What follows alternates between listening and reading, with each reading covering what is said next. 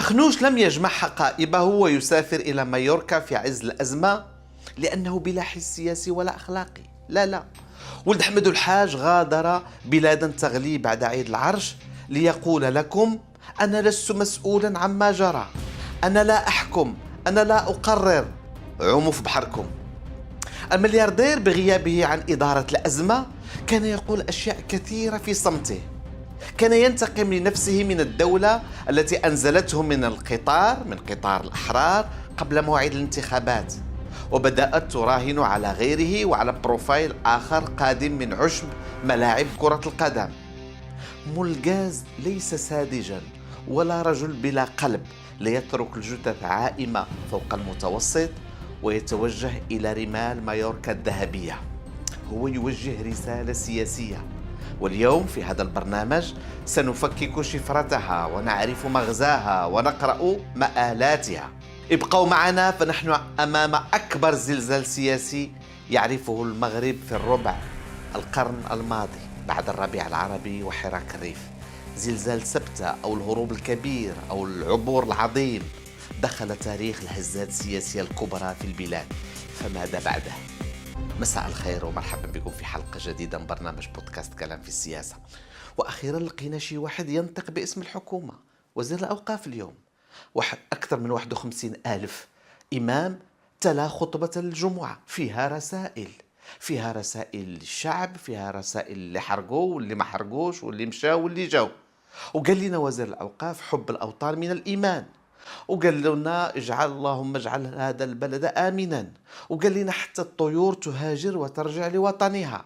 المهم أصبح لنا مخاطب، أصبح لنا رسالة من الحكومة من على منابر الجمعة. ولهذا يجب أن نشكر هاد 51 ألف إمام الذين خطبوا في أكثر من 12 مليون في هذا الصيف القائد. أضع نقطة وأرجع إلى السطر. هذا ملف حارق بأبعاده الداخلية والخارجية وهزاته الإقليمية والدولية. هذا الملف يصلح فيلم مشوق ودرامي وحتى مسلسل تلفزيوني في شي 30 حلقة في رمضان. هذا الملف يصلح لجلسة مساءلة في البرلمان يعقبها تصويت لإسقاط الثقة عن الحكومة العاجزة عن إدارة الأزمة. هذا الملف يصلح مادة لأوراق اتهام في محكمة جنائية ومعها مذكرة قاضي تحقيق يوصي بالمتابعة. هذا الملف يصلح سكريبت لبودكاست ناري يغوص في أعماق الأزمة وظلالها. هذا الملف يصلح مرآة كبيرة بحجم وطن نرى فيها وجوهنا من دون مكياج ولا فلتر. هذا الملف يصلح زلزال سياسي يأتي على حكومة وأغلبية لمدة سنوات ويعيد تعريف العقد الاجتماعي. ملف سبتة يصلح لنتائج استطلاع رأي موثوقة في نظرة ملايين الشباب لبلادهم ومستقبلهم. شتو كل هذه الأشياء وغيرها يصلح لها الهروب الكبير من البلاد. لكن على من تتلو مزاميرك يا داود. تخيلوا معي المشهد مرة أخرى.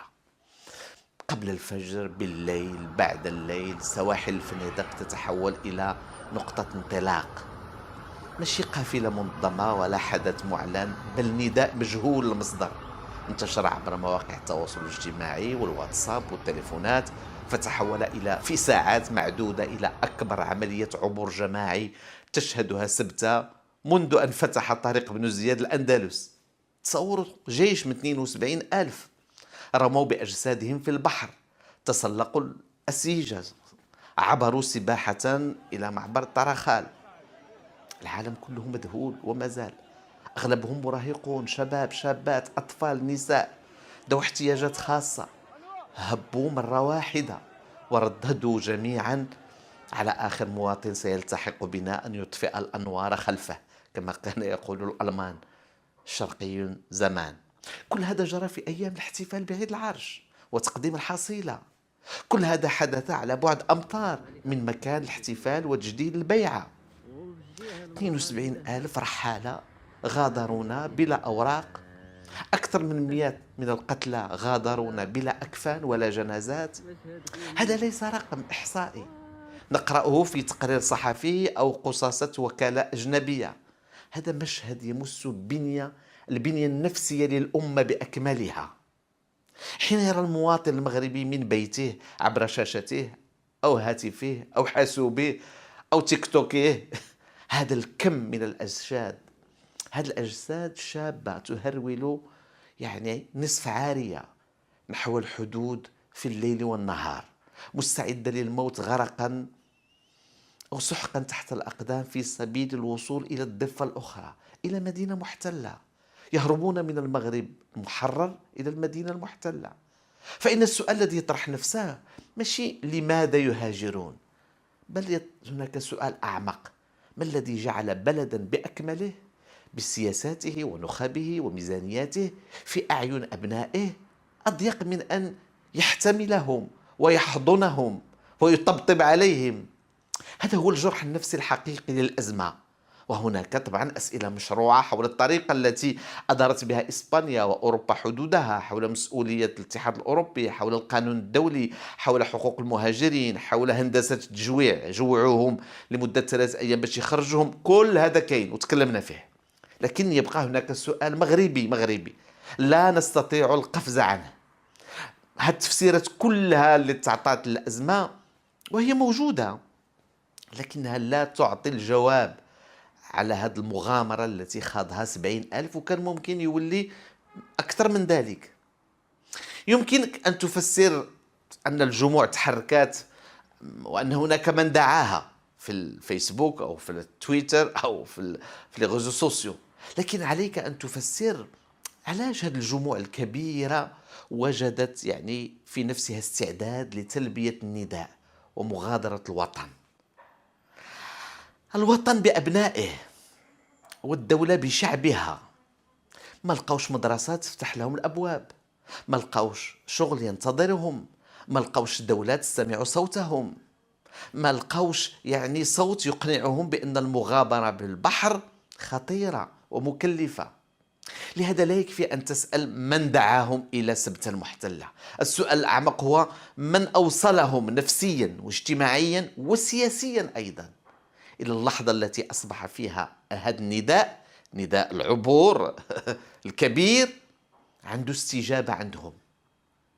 وماشي فقط عند الذين رحلوا، حتى عند الذين لم يرحلوا وهم يوافقون الذين رحلوا ويدعمونهم، عائلات وناس ورأي عام.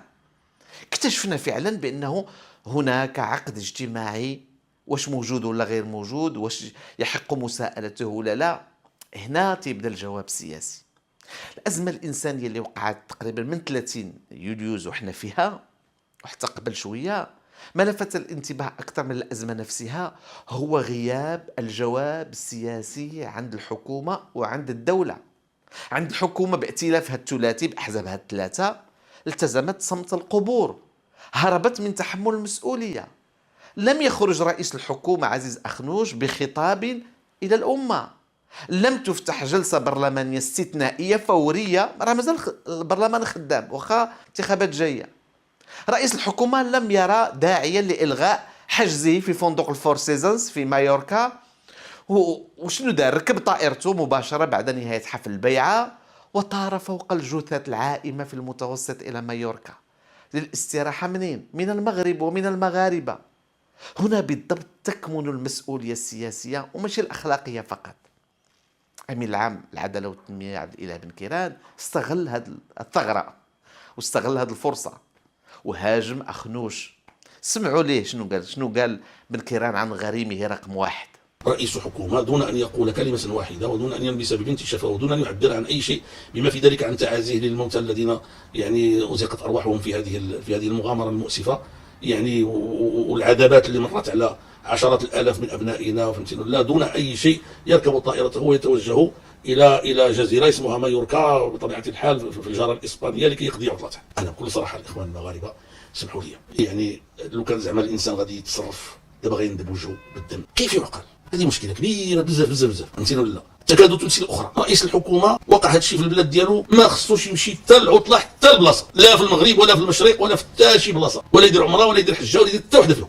خاصو يجلس في بلادو ويواجه غير هذا، لأنه هو المسؤول رسميا، باش نكونوا واضحين، رسميا هو المسؤول. السؤال الذي أطرحه عليكم اليوم هو ماذا كان يفترض أن يقول السياسي المسؤول في هذه اللحظات بالذات؟ لو أي واحد فيكم كان في بلاصة أخنوش شنو غادي يقول؟ ليس بعد أسبوع، بعد ساعات خص يقول من الحادث. لا يمكن تحميل طبعا الحكومة هذه تاع أخنوش المسؤولية بوحديتها نتاع كل البطالة وكل الفقر وكل التفاوتات الاجتماعية وكل التفاوتات المجالية وكل الاختلالات الموجودة التي تراكمت في المغرب خلال عقود. هذا غادي يكون تبسيط وحتى ظلم، لكن لا يمكن أن نقول للحكومة الحالية اللي 5 سنين وهي في السلطة أنت غير مسؤولة على هذا الشيء. الحكومات يا ناس تحاسب ماشي على المشاكل التي أو ورثتها، الحكومات تحاسب شنو دارت من لقات هذوك المشاكل، شنو هما الأجوبة اللي دارت، شنو هي المجهودات باش تقلل من داكشي. إذا شنو درتي في المشاكل البطالة والفقر وتضارب المصالح لما وصلتي للسلطة؟ واش تزاد ولا نقص؟ هنا تحديدا توجد المسؤولية السياسية. هناك فرق بين المسؤولية الجنائية والمسؤولية السياسية. المسؤولية الجنائية تحتاج إلى فعل، إلى دليل، إلى قضاء، إلى حجة، إلى حكم، إلى إدانة.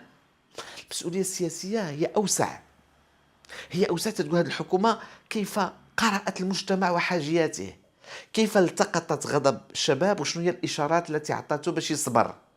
هل نجحت سياستها في منحهم أمل في واقع قادم، في تحسن الأوضاع؟ هل أحس المواطن بأن ثمار النمو يصله شيء منها؟ واش يحس بأن في البلاد حكومة مني تيتضرر هو من غلاء الأسعار تيشوف نتيجة؟ هل استطاعت المدرسة العمومية أن تمنحه ولو أمل أنه غادي يصعد اجتماعيا داخلها؟ هل شعر الشباب بأن الاجتهاد والعمل والكد يمكن أن يؤتي ثماره في بلده؟ هل شعر أن المؤسسات تسمع له وأنه رأي عام له مطالب وخص يكون هناك أذن تستمع إليه، ما تستمع فقط لأصحاب تضارب المصالح والفرقشية؟ هذه الأسئلة السياسية ماشي محاضر شرطة. عندما كنا طلبة في مدرجات العلوم السياسية في كلية الحقوق بالرباط كنا نقرأ محاضرات شهيرة لعالم الاجتماع الألماني سميته ماكس فيبر. سميت هذه المحاضرات السياسة كمهنة. هل هي من رجعت ليها لدوك الأوراق القديمة ديالي. ماكس فيبر في هذه المحاضرات يميز بين نوعين من الأخلاق السياسية. تقول هناك أخلاق القناعة التي تكتفي فيها النوايا الحسنة والمبادئ المجردة، يعني النظري شفوي، ولكن هناك أخلاق أخرى هي أخلاق المسؤولية التي تحاسب السياسي على نتائج قراراته الفعلية، ماشي على حسن نيته المعلنة، على ممارساته للسلطة. إذن فيبر هنا تيقول ودي العبرة بتحمل العواقب المباشرة لما يحدث تحت مسؤوليتك. أي حاجة وقعت تحت مسؤوليتك خصك تحملها، لا أن تكتفي بالتبرؤ الأخلاقي منها أو الصمت أو الهرب أو الدبخشي اللي درنا أخنوش، تحني راسك حتى تدوز العاصفة. هذه ليست من أخلاق المسؤولية. العاصفة لا تمر، العاصفة تزرع الألغام تحت من يختبئ منها. بهذا المعيار الجواب السياسي المطلوب لم يكن بيان تقني من وزارة الداخلية ولا من مصدر مجهول يعدد الأرقام كأننا تقول لنا راه الوضع تحت السيطرة. كان مطلوب يعني خطاب جواب سياسي مسؤول. أولا يعترف بالفشل، يعتذر، ثانيا يشرح للمواطنين ما جرى ولماذا وصل شبابنا إلى هذا اليأس، ثم أن يتحمل مسؤوليته. ماذا فعلت الحكومة؟ ما الذي لم تفعله في مجالات التشغيل والعدالة المجالية والصحة والتعليم التي دفعت بعشرات الآلاف إلى المخاطرة بحياتهم في يومين وثلاثة؟ نستحضر هنا مقولة رئيس الوزراء البريطاني وينستون تشرشل الذي ربط بشكل مباشر، قال ثمن العظمة في القيادة هو تحمل المسؤولية الكاملة على القرارات. شي العظمة القيادة شنو هي؟ هو من تتحمل المسؤولية الكاملة على جميع القرارات الجيد والسيء. المنطق نفسه تلقاو عند شارل دوغول، واحد من القامات الكبيرة في فرنسا، الذي قال بأن المشروعية السلطة السياسية تبنى على المسؤولية.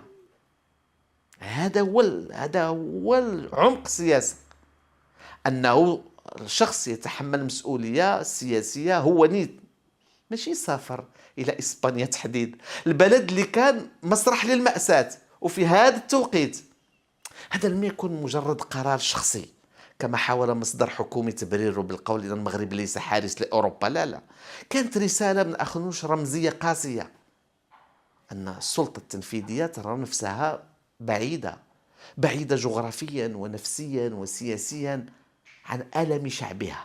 بين شحال حجم المسافة اللي رابطة بيننا وبينه هو حكومته. المفكر والصحفي الإيطالي أنطونيو غرامشي كتب من سجنه، عنده واحد لكاي دو بريزون، دفاتر السجن، تيقول: اللامبالاة السياسية عند السلطة هي في جوهرها أداة تخدم من يملك السلطة القائمة، لأن الصمت أمام الأزمة ماشي فراغ سياسي، بل هو موقف يعفي صاحبه من المحاسبة عبر تجنب الكلام أصلا. اللي تيتجنب الكلام تيتجنب المسؤولية والمحاسبة. أخنوس ليس عاجزا عن البحث عن خطاب أو كلمات أو صور يبعثها لكم من منتجعاته الكثيرة. هو اختار الصمت كاستراتيجية في الهروب من المسؤولية. أما خروجه أمامكم في عز الأزمة غادي تفهموها كلكم، هاد الظهور ديالو بأنه اعتراف بالمسؤولية، وأنه مقدمة للإدانة، وأنه طريقة لطلب الحساب. هو غاب ليقول لكم: لست مسؤولا عن الحساب، ما عندي حساب نعطيه حتى شي واحد فيكم. بغا يقول لكم سيركولي اني غيان افوار، دونك زعما صافي الله يعاوننا، فرنقيعوا بالدارجه، ما عندي ما نعطيكم، البحر امامكم والمغرب كما تعرفونه وراءكم، واختاروا. حين تختار حكومة الصمت أمام مأساة وطنية كبرى بهذا الحجم، فهي لا تنتظر أن تتضح الصورة واضحة عندها، كما لا تبرر لنفسها أي اعتبار آخر. تتقول الرأي العام غينسى، والزمن الإعلامي سيتبتلعه الأحداث الأخرى كما وقع مع أحداث سابقة. وهذا بالضبط ما شوفوا في إسبانيا مثلا. المعارضة كانت أكثر جرأة في نظيرتها من نظيرتها المغربية مع حكومة سانشيز، وجهت له مساءلة برلمانية وإعلامية وافتتاحيات وآراء وخطب وتحميل مسؤولية عدم حراسة الحدود، في حين حكومة الرباط تعاملت مع الملف وكأنه شأن إسباني، لا يستدعي لا مساءلة داخلية ولا جلسة حكومية طارئة ولا ندوة صحفية مستعجلة، حتى مجلس الحكومي ما جمعوش.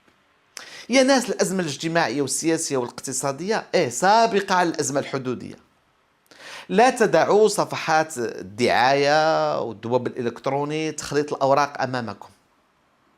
لنخرج قليلا من الشعوذة السياسية ونطرق باب علم السياسة عله يساعدنا على فهم هذه الأزمة. تحدث عالم السياسة باريتو عن دورة النخب، أي النظام وكيف يغير نخب فشل النخبة الحاكمة في تجديد عقدها الاجتماعي مع القاعدة الشعبية ينتج أشكال من الرفض قد تتخذ عدة تعبيرات، إما الصمت لسنوات قبل أن تنفجر فجأة في مشهد اجتماعي. إذن هذا الشيء اللي وقع بحال ديك السخانة اللي تطلع اللوكور، راه ماشي سخانة، ماشي مرض، هي عرض لمرض آخر.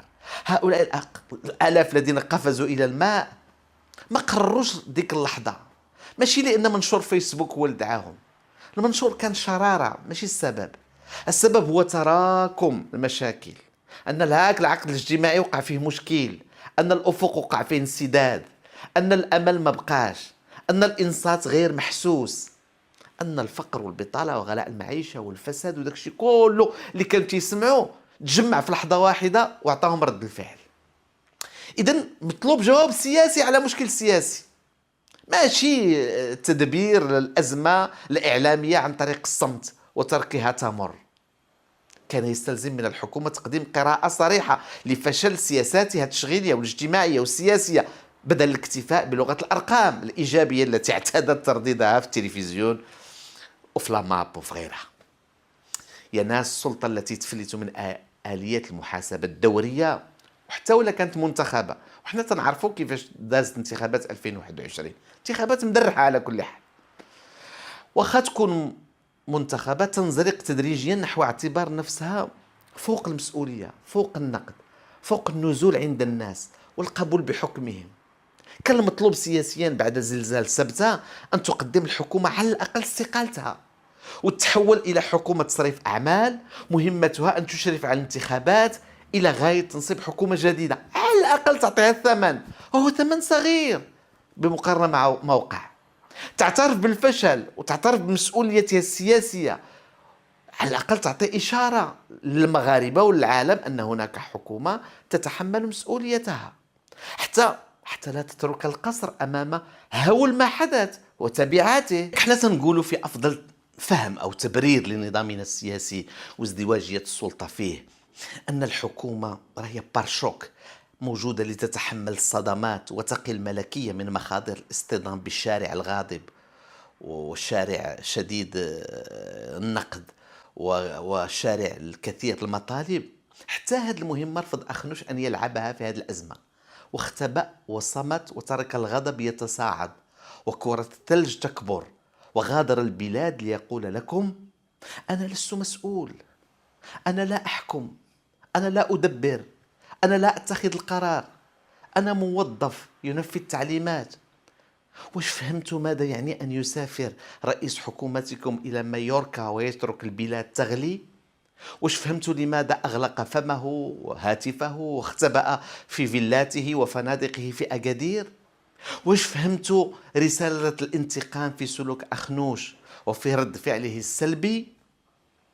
هاد اليوم تحدثت مع أستاذ صديق أستاذ جامعي، فقال لي تعليقا على سفر أخنوش في هذه الظروف إلى الخارج، قال لي هذا الرجل بلا حس سياسي، كيف يغادر البلاد في هذا التوقيت ولا إسبانيا؟ حتى وإن أذن له ما كان يجب له أن يفكر في السفر أصلا، والبلاد في هذه الظروف. قلت له: أنا لا أوافقك الرأي، المسألة ليست محصورة في واش أخنوش عنده حس سياسي ولا ما عندوش. لا، الملياردير عنده حس سياسي وعنده كذلك حس انتقامي. هو يريد بعدم تحمل المسؤولية أن يبلغ رسالة سياسية للجميع وللدولة تحديدا. هو يقول لنا ولهم إنه لا يتحمل مسؤوليته، وأنه ينتقم من قرار إنزاله من رئاسة الحزب قبل نهاية الولاية الحكومية وحرمانه من ولاية ثانية، والرهان على وزيره المنتدب في المالية فوزي القجع الذي لم يفتح فمه حتى هو إلى الآن. أخنوش يقول للدولة: عومي في بحرك، أنا مسافر إلى جزيرة مايوركا، وخليوا القجع أو غيره ينفعكم.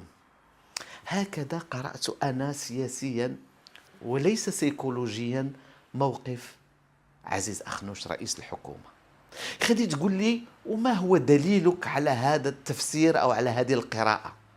سأرد عليك. وما هو تفسيرك لرئيس حكومة ينتهي من حفل البيعة تيحيد البلغة ويحيد الجلابة ويرتدي لباس البحر وتركب طائرته الخاصة من مطار تطوان، وهو غادي بالطوموبيل ديالو يرى الحشود على يمينه وعلى يساره وكأنهم في يوم الحشر غادين كلهم صوب الحدود مع سبتة، ومع ذلك يصعد إلى جيت بريفي ديالو ويحلق فوق البحر فوق مواطنيه اللي مازال ما تجبدوش كلهم، ويتوجه ماشي لإيطاليا أو فرنسا أو إنجلترا أو اليونان أو السويد، لا، يطير إلى إسبانيا. إسبانيا اللي عندنا مشكل معها، والتي يعج إعلامها وتلفزاتها ورأيها العام بالغضب والحنق والكليشيهات. قراو واش تكتب الموندو، واش تكتب ABC عن المغرب، عن عاهله، عن شعبه، عن دينه، عن ثقافته، وهو غادي عندهم في هذه الظروف، وهو غادي في ضيافتهم، ينمي سياحتهم، يبرئ ساحتهم، يزيد من رقم معاملات مصيب الصيف عندهم، ويتبرأ من مسؤوليته. كيفاش بغيتيني لا أعطي هذا التفسير؟ كلام السياسيين كما صمتوا عنده معنى، سفرهم كما ترحالهم كما جلوسهم في بيتهم عنده معنى. حركات السياسيين ماشي سذاج ولا أغبياء. السياسي منذ اليوم الأول يعرف أن كل شيء بحساب. إذا من حقنا أن نعطي هذا التأويل الأقرب إلى العقل. وكنتمنى من الحكومة ومن الشعب المغربي أنه ما ينساهمش، لأنهم ماشي ضحايا يعني عاديين. حنايا غير في الأحداث ديال الحسيمة كان واحد اللي توفى رحمة الله عليه سي فكري، وكانت يعني جلالة الملك أمر بلجنة إلى اللجنة ديال التحقيق. أول مرة كنجي لشي برنامج وأنا مثقل بالألم. صحيح أنا عشت أحداث كثيرة اللي عرفها المغرب، ولكن هذا الحدث ديال سبتة فهو صحيح أنه ليس حدث أمني، هو حدث خطير لانه اولا تزامن مع عيد العرش، وفي المكان اللي فيه جلاله الملك، وانا كنت معه على كل حال. هاد الصوره ديال المغرب للاسف الشديد التي مست بهذا الحدث، حنا الصوره ديال المغرب بنيناها يا جرى يا جرى، حجره حجره. هذه الصوره مست بهذه الاحداث ديال سبته للاسف الشديد. هذا الشيء اللي وقع كيعبر على انه الشباب فقد الامل، وصل لواحد الدرجه ديال فقدان الامل، وهذا فقدان الامل كيعبر كذلك على اختلالات خطيره على المستوى السياسي، على المستوى الاقتصادي، على المستوى الاجتماعي، على المستوى الثقافي، واللي خلاه لان الشباب ما يمكنلوش يدير هذه الممارسات الا ما كانش وصل لهذا الشيء.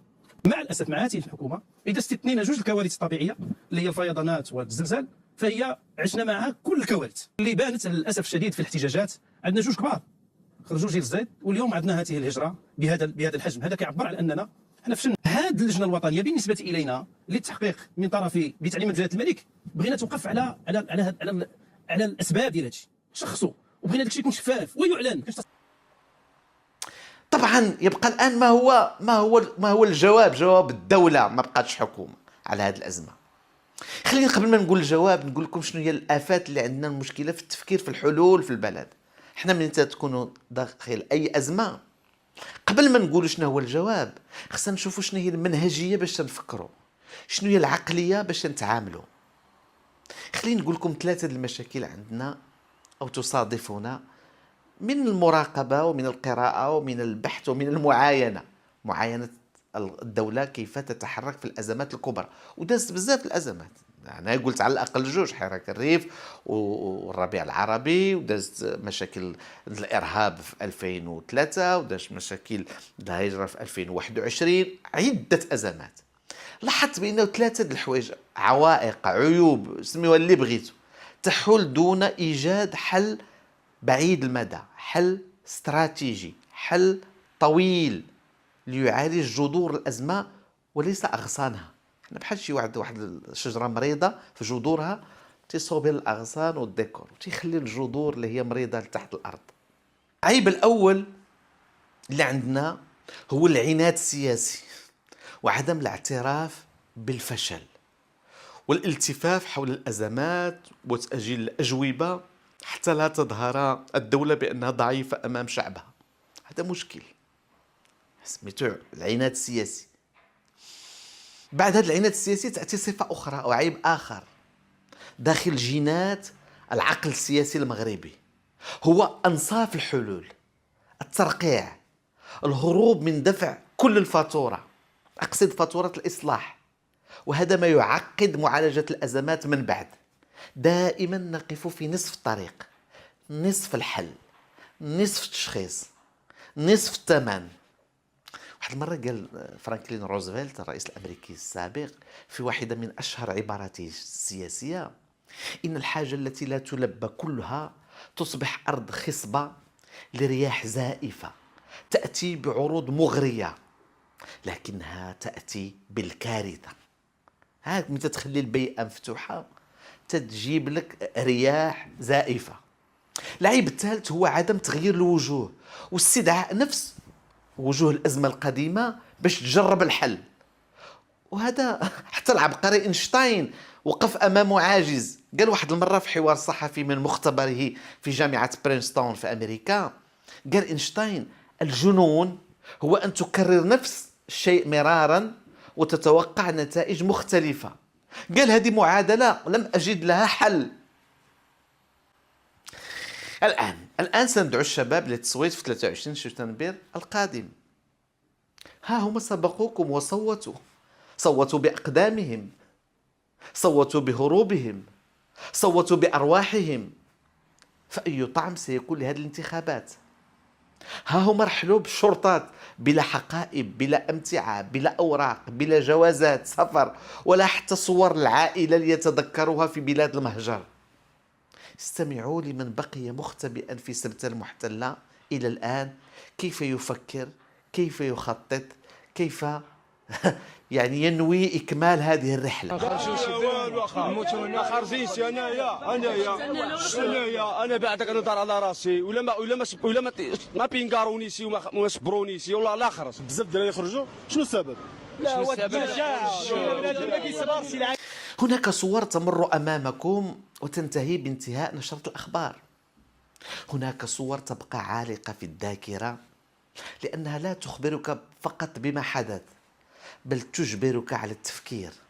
لماذا حدث هذا الذي حدث؟ وما وقع السبتة وما وقع فيها في نفوسنا كاملين. عشرات الآلاف من البشر يتحركون في وقت متقارب نحو حدود صغيرة تفصل المغرب المحرر عن مدينته المحتلة. بعضهم وصل، بعضهم عاد، بعضهم ابتلعه البحر، بعضهم لا نعرف له خبر إلى الآن. الرقم هنا ماشي مهم، الرقم هما هذوك الجحافل اللي شفتوا كلكم وشافوهم الناس يحجون في موسم الهجرة إلى الشمال. يعرف المؤرخ والفيلسوف المغربي أطال الله عمره عبد الله العروي الوطنية بثلاث عناصر أسس فكرية جاهد في كتابه استبانة. يقول: الوطنية شعور وسلوك وتطلع. الوطنية شعور بالاعتزاز بالذات، بالأجداد، بالموروث، بالتاريخ، بالجغرافيا، بالتقاليد. ثانيا سلوك خصو يبان في الإيثار، في التضحية، في البذل، في العطاء من أجل البلد والدفاع عن الوطن. ثالثا التطلع نحو الحرية، نحو التقدم، نحو الرفاهية للشعب وللبلد. هذه هي الوطنية في أبعادها، فيها اعتزاز بالماضي، فيها استعداد للتضحية من أجله لكل الأطراف، ولكن فيها تطلع نحو الغد، نحو الحرية، نحو التقدم، نحو هذه الأبعاد الثلاثة في الوطنية. خصنا نستحضروها وحنا تنفكروا في المصير الجماعي ديالنا كلنا. باش نكونوا وطنيين ماشي كافيش نكون تنعتزوا بالتاريخ وبداكشي نتاع مغربيات وبالطبخ وبالملحون وبقناوه وبالجغرافيا. مزيان هذاكشي، ما كان، ولكن خاصو جوج حوايج اخرين. السلوك، تكون قادر تدفع ثمن اللي توصل حتى للدم، الحياة أغلى ما يملك الإنسان من أجل الوطن. ولكن ثالثا وهو أهم في نظري هو التطلع للمستقبل. ما كيناش وطنية تترجع للور، ما كيناش وطنية تتخبي راسها في الرملة، ما كيناش وطنية تقبل بالدنيا وأن نبقوا دائما متخلفين وفي الصفوف الأخيرة ونتعايش مع الأزمات ومع المشاكل ومع الإشكالات. لا، في جذور الوطنية تطلع نحو الحرية، نحو التقدم، نحو الازدهار، نحو اللحاق بالأمم الأخرى. لا تنسوا هذه الخطاطة. كل مرة يجي واحد يقول الوطنية وأنا وطني، اختبروه بهذه المعايير بثلاثة التي يقترح، هذه الخطاطة التي يقترح علينا العروي أن نفكر بها وبعها في هذه الوطنية. قبل أن أنهي هذه الحلقة أقترح عليكم نموذج من التفكير اللي كاين في الغرب في موضوع الهجرة. وجبتم واحد الافتتاحية في مجلة ماريان، وهي مجلة تقريبا غادرت اليسار وتقترب من اليمين في أكثر من موضوع، وهي واحدة من مجلات صناعة النقاش السياسي في فرنسا. عندها واحد الأغلفة مثيرة وملفات طويلة، تحقيقات، افتتاحيات، مواقف حادة. شنو قالت على هادشي؟ حيت حنا ما عايشينش بوحدينا، خصنا نفهموا الاخر كيفاش تيشوفنا. اولا تيسميو مواقع غزو سبته، قال لك غزو سبته، وتيقول كاتب افتتاحيه وهي ارض اوروبيه، وهادشي كله جرى تحت انظار حلفاء المغرب. شوف، الولايات المتحده واسرائيل. قال هادو بجوج لا يخفيان غضبهما من موقف الحكومه الاسبانيه التي تجرأت على تحدي سياساتهما القاسيه في الشرق الاوسط، يقصد غزه، واللي الحكومه الإسبانية هي الوحيدة اللي استعملت مصطلح الإبادة الجماعية للتنديد بالمجازر في غزة. وثانيا رفضت سماح الأمريكيين باستخدام القواعد الجوية اللي كاينة في الأندلس بعد اندلاع الحرب ضد إيران.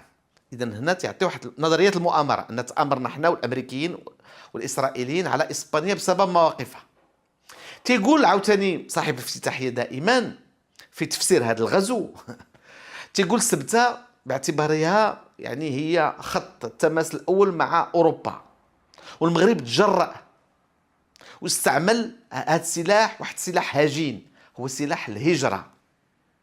وتيقول بأن المغرب لم يتردد في توظيف السكان والمدنيين شعبه لزعزعة استقرار بلد أوروبي اللي هو إسبانيا. وتيقول المغرب راه سبق واستعمل هذا السلاح في 2021 كما استخدمته، تيقارن بيلاروسيا اللي مع مشكلتها مع بولندا، وتيقارنها بتركيا في المشاكل ديالها مع اليونان النهار فاش جمعت السوريين وطلقاتهم في 2020. وقد ظلت اوروبا المشلوله، تيقول اوروبا بقات مشلوله، زعما ما عرف شنو بغا دير الحرب امام اداه من ادوات الحرب الهجينه. اعتبر هذا الشيء اللي وقع اداه من ادوات الحرب الهجينه، تستغل زعما اخلاقيات فرنسا واوروبا واسبانيا، تيستغلوا اخلاقياتهم انهم ما تيطلقوش النار على المهاجرين حتى غير النظاميين، وبانهم عندهم كيفاش يردوا. زعما تنستغلوا حنا هاد حقوق الانسان اللي كاينه تما. تيقول اليوم القاده الاوروبيين غيروا مواقفهم واصبحوا مستعدين للتخلي عن فضاء شنغن ها باش يوقفوا المهاجرين. يعني تيقول لك شوف كيفاش اثرتوا في قرار حتى حريه الحركه داخل اسباس شنغن. انظروا كيف يفهمون ويحللون الازمه، انظروا كيف يؤولون مواقفنا وحنا ساكتين. وزير الخارجيه ديالنا ما عرفتش فين هو. اليوم خصنا ندير واحد الحمله علاقات عامه ونخصصوا لها ملايين الدولارات باش نمحيو هاد الصوره، باش نصحوا ما يمكن تصحيحه، باش نطلقوا حوار مع اوروبا ومع الغرب ونقول لهم ها شو وقع حقيقه، باش نقول لهم بانه الهجره ظاهره انسانيه، باش نشرحوا شنو هما المجهودات اللي درنا باش نوقفوا هاد الموجه لا مواطنينا ولا نتاع الافارقه، باش نقول لهم بان هاد الشيء كله راه يحتاج اجوبه سياسيه ماشي امنيه، يحتاج شراكه ماشي اتهام، يحتاج فهم ماشي مؤامره. شوف شحال الخدمه امامنا والحكومه مخبيه. علاش مخبيه؟ ما فهمتش علاش مخبيه. كل مره تيبان شي تصريح مجهول، مصدر غير وعد. علاش؟ ما فهمتش. قبل ان انهي ادعوكم لمتابعه ما يجري في امريكا. التيار اليساري والتقدمي في الحزب الديمقراطي يحقق مكاسب كبيره وكبيره جدا، وانا اظن ان ترامب هو الذي استفز هذا التيار باش يعاود ينوض ويعاود تاني يتقاعد في السياسه وياخذ انتخابات على ميشيغان. شكون ولا يكون مرشح الانتخابات كنموذج مرشح ديمقراطي على ميشيغان باش يدخل لمجلس الشيوخ. وهذا مجلس الشيوخ حاسم لانه عنده بزاف الصلاحيات، وحده من صلاحياته انه تيصوت على عزل الرئيس، والديمقراطيين تحتاجوا 3 أو 4 باش يولي الاغلبيه عندهم في هذا المجلس. جا واحد الرجل مهاجر تولد في امريكا ولكن من ابوين مهاجرين من مصريين، عبدول، وانتصر على واحد المرشح الحزب الديمقراطي دعمها ايباك، عطاها اكثر من 30 مليون دولار، وجمعت 30 مليون دولار اخرى من مانحين اخرين، ودارت حمله انتخابيه باكثر من 70 مليون دولار. هذه انتخابات داخليه. وفي الاخير انتصر عليها هذا الطبيب المصري اللي خرج قبل يومين وقال انا افتخر بانتمائي الى امريكا وبخوض هذه الانتخابات اللي ما كيناش في البلاد اللي جيت منها، تقصد مصر، واللي تخاضت اساسا على القضيه الفلسطينيه وعلى قضيه تاثير اليهود في القرار الامريكي. هذا واحد تحول كبير. هناك من يربطه باحداث غزه، وهو بلا شك عنده اباده الجماعيه اللي كانت تما مازال مفعولها لم ينتهي، ولكن مرتبط كذلك بفشل الحرب على ايران اللي اسرائيل جرت امريكا اليها. وها هو الان جزء كبير من الراي العام يتحول عن موالاه اسرائيل وتطرح سؤال على دور إسرائيل في القرار الخارجي والدبلوماسي الأمريكي. وتيخرج هو تيقول هذا عبدول هذا الطبيب بحال ممداني تيقول أنا ما بغيتش أموالي تمشي لإسرائيل باش تقتل بها أطفال فلسطينيين، أنا بغيت أموالي تمشي لميشيغان باش نفتحوا مدارس أكثر ونزيدوا في زيادة ميزانية الصحة وميزانية التعليم وميزانية الطرق. علاش غنعطي ضرائبي لإسرائيل باش تقتل بها أطفال فلسطينيين؟ هذا كلام جديد للذي يعرف أمريكا ويعرف أوضاعها الداخلية ويعرف الحزب الديمقراطي من الداخل. لسنوات كانت قضية إسرائيل هي نقطة الإجماع الوحيدة بين الديمقراطيين وبين الجمهوريين. اليوم صارت تفرقهم.